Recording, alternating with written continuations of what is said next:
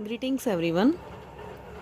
Today we will start our exercise 1.5. Okay. The first question is a pencil cost ₹4 यानी 1 pencil की cost 4 रुपए है. What is the cost of 45 such pencil? 45 pencil की cost कितनी होगी? बेटा जब भी हमें देखो एक बात को समझो, 1 और मैनी. 1 मतलब एक और मैनी मतलब एक से ज़्यादा. तो जब भी हमने 1 से मैनी की तरफ जाना है यानी एक का देके ज़्यादा का बताना है तो हमेशा हम क्या करेंगे? मल्टीप्लाई. ठीक है. अगर हमने ज़्यादा का देके 1 का बताना है, अगर हमें इसका उल्टा करना हो तो हम क्या करेंगे? डिवाइड. तो जो ये डिवाइड वाला पोर्शन है ये तो हम करेंगे नेक्स्ट चैप्टर में. ठीक है, चैप्टर 2 जब हम करेंगे तब उसमें आएगा. लेकिन अभी फिलहाल हमने समझना है सिर्फ ये वाला पोर्शन. क्या कि हमें 1 की वैल्यू दे देंगे और 1 से ज़्यादा का पूछेंगे यानी 1 का देके मैनी का पूछेंगे तो हम हमेशा क्या करेंगे? मल्टीप्लाई. ठीक है. जैसे सेम फर्स्ट क्वेश्चन में 1 पेंसिल का बता दिया कि 1 पेंसिल 4 रुपीज़ की है तो आपको 45 पेंसिल का बताना है तो हम क्या करेंगे बेटा? 45 को 4 से मल्टीप्लाई कर देंगे. ठीक है. अब इसकी स्टेटमेंट कैसे लिखनी है वो मैं आपको दिखाती हूँ. ये देखिए मैंने पहले लिख दी है बेटा, क्योंकि अगर हम साथ साथ में सारा लिखते हैं तो वीडियो बहुत ज़्यादा बड़ी बन जाती है, वो अपलोड नहीं हो पाती. ठीक है. तो ये थोड़ा सा रिटन वर्क मैंने पहले ही कर लिया है, आप समझें इसको अच्छे से. देखिए अ पेंसिल कॉस्ट ₹4. जिस भी क्वेश्चन में रुपीज़ वाली चीज़ें आ जाएं वहाँ पर आप स्टेटमेंट लगभग सेम ही बनेगी. आप कॉस्ट का नाम लें. कॉस्ट ऑफ 1 पेंसिल यानी 1 पेंसिल की कॉस्ट कितनी है? 4 रुपीज़. और हमें निकालनी कितनी है? 45. तो कॉस्ट ऑफ 45 पेंसिल. ठीक है. सेकंड लाइन में ये लिखेंगे और जितने की भी हमें निकालनी है 45 की निकालनी है तो 45 मल्टीप्लाई बाय 4 और इसको हम साइड में इसको मल्टीप्लाई करके देख लेंगे. ठीक है. 45 को 4 से हम मल्टीप्लाई करेंगे तो कितना आ जाएगा आपका? 180. लास्ट में रुपीज़ जरूर लिखेंगे. 180 answer. Clear.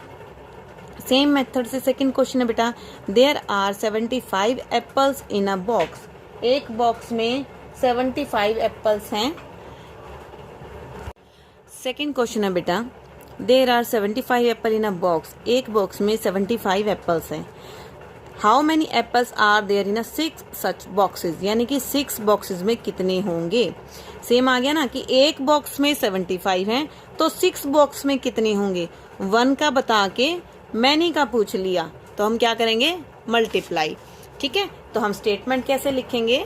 Apples in 1 box. एक बॉक्स में कितने एप्पल हैं? 75. तो हमें निकालना क्या है? Apples in 6 boxes. 75 multiply 6. Side में इनको मल्टीप्लाई करेंगे, जो भी आएगा वो एप्पल्स आंसर. यहाँ पर रुपीज़ नहीं लिखेंगे बेटा क्योंकि इसमें रुपीज़ का कोई नहीं दे रखा. हमने नंबर ऑफ एप्पल्स लिखने हैं. ठीक है. सेम अब question number 3. How many days are there in 21 weeks. 21 weeks में कितने दिन होते हैं? तो हमें ये पता है बेटा 1 वीक में कितने दिन होते हैं? 7 डेज. तो हमें 1 का बता दिया और हमें बताना कितना है? 21 डेज का. ठीक है. तो हम क्या करेंगे? इसको सेम वही मल्टीप्लाई करेंगे. देखिए कैसे लिखेंगे? Days in 1 week. 1 वीक में कितने डेज हैं? 7.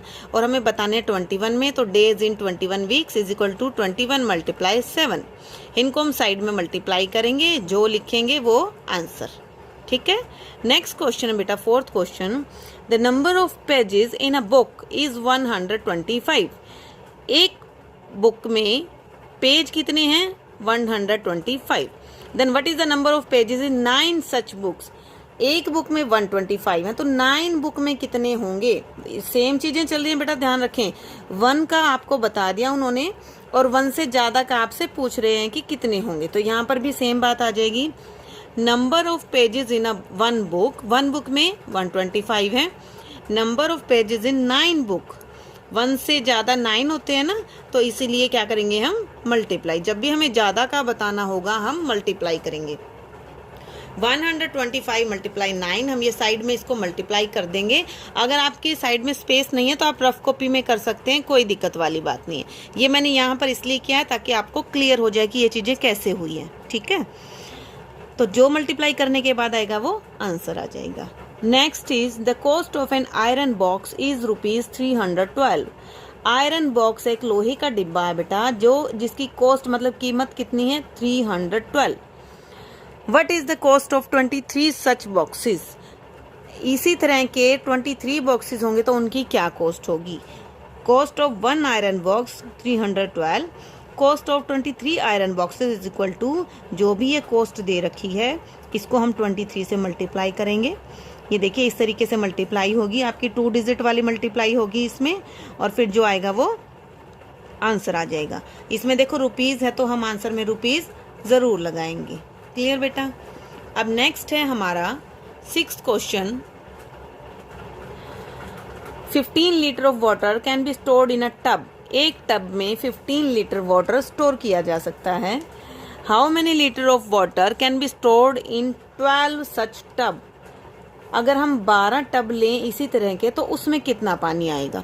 ठीक है बेटा, तो सेम क्वेश्चन इसी तरह आ जाएगा। ये वाटर इन 1 टब कितने 15 लीटर, वाटर इन 12 टब 1 से 12 में पूछा है तो ज़्यादा में बता रहे हैं, 1 to many गए, हमने मल्टीप्लाई किया, जो आएगा वो आंसर। अब यहाँ पे लीटर लिखा है तो यहाँ पर भी हम लीटर ज़रूर लिखेंगे। ओके। 7th क्वेश्चन है आपका, द डेली वेजेस पे टू वर्कर। वर्कर मतलब जो काम करते हैं उनको एक दिन में इतने रुपए दिए जाते हैं 125। How many money is required to pay 34 workers. अगर हमने 34 वर्कर से काम लिया है या हमें 34 वर्कर्स चाहिए तो उनको हमें कितने पैसे देने पड़ेंगे। तो 1 वर्कर का उनको बता दिया उन्होंने कि 125 1 वर्कर को देने हैं, तो हमें बताने हैं 34 के लिए। क्लियर बेटा। तो 34 तो ज़्यादा हो गए ना 1 से, तो हम क्या करेंगे देखिए, wages of 1 worker is equal to ₹125, wages of 34 workers. ठीक है, 34 वर्कर्स को हम कितना देंगे, मल्टीप्लाई करेंगे 125 को 34 से।